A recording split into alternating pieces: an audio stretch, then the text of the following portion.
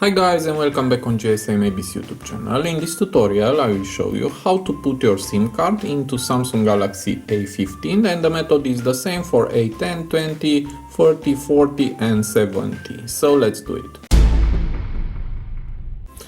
So to do that, first thing that you need is to look inside your box for the pin, and for that you must remove the charger and the micro USB cable and the headset, and here is the pin. These Samsung models all have the slot for the SIM card and the memory card in the left side of your phone. And to remove this slot, just put this pin inside the hole like this and just push it. Okay.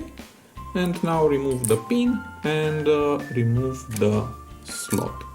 And now let's put the SIM cards and the memory card into the slot, like this.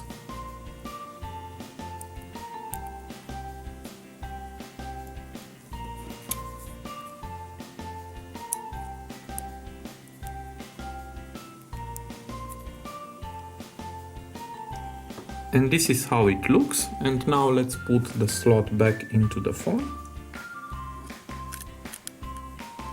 and push it. And it seems that everything is okay. Now let's power on the phone.